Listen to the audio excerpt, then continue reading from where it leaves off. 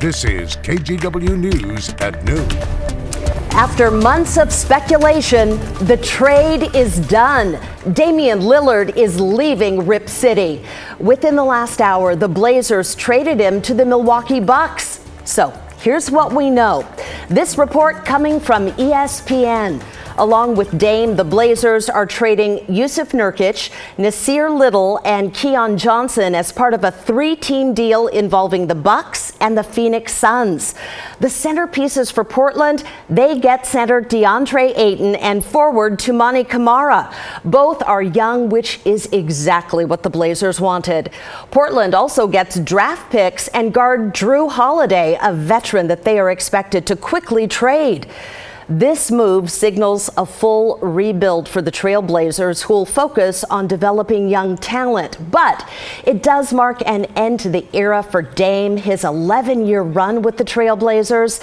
Drafted in 2012, he emerged as one of the franchise's greatest players, leading the team to the playoffs 8 times and creating some memorable moments along the way. So the franchise's all-time leading scorer, an Olympic gold medalist, and a member of the NBA's 75th anniversary team. We want to check in with Devin Haskins. He is live outside the Moda Center with more on Dame. Devin? Yeah, good afternoon, Brenda. So right now, obviously quiet here at the Moda Center. If fans are coming here, they haven't come yet to put their eye in front of that Rip City, but when they do come here next month for a preseason game to watch the Blazers, it'll be the first time that the Blazers don't have Damian Lillard on the roster in 11 years. Damian Lillard, like you said, the franchise leading scorer.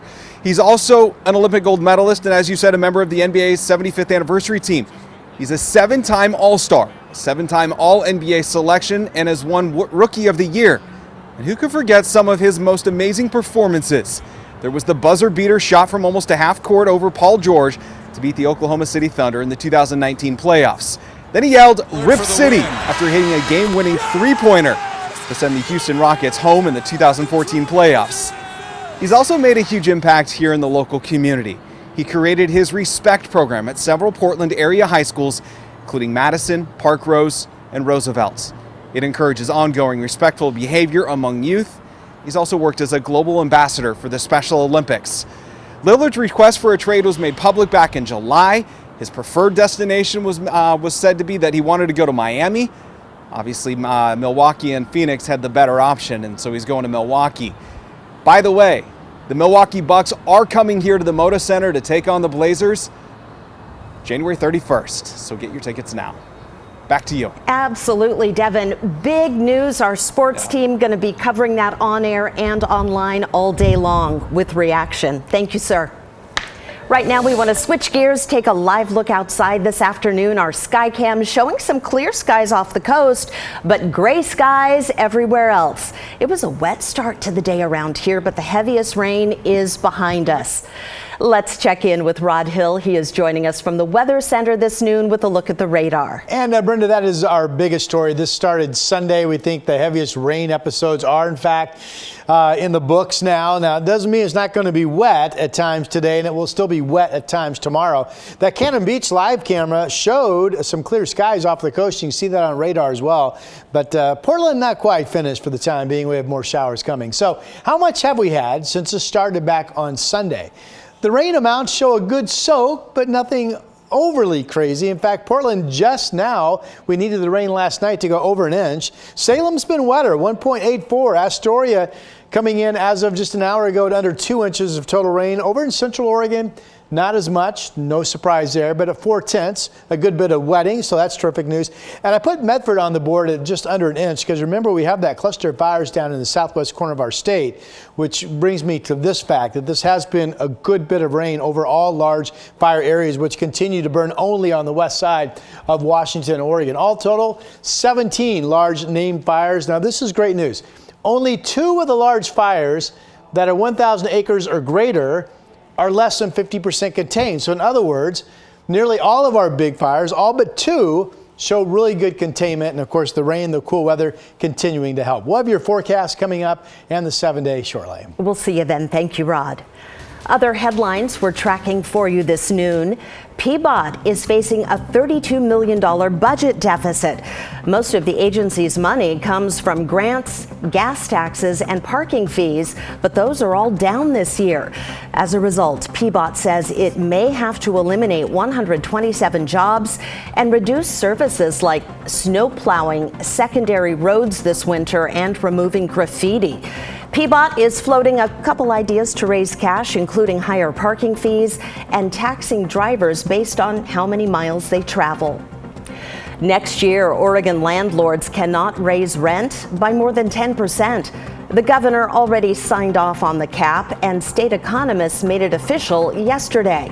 With inflation and no limit in place last year, rent rose 14.6%. And ODOT is talking tolls again on I-5 and I-205, and it wants to know what you think. When you go to Oregon.gov, you can take a survey with various tolling options and ways to pay. You do have until October 9th to comment, but tolls can't go into effect until at least 2026. Well, Target says it has to close 3 stores in Portland because of rampant theft.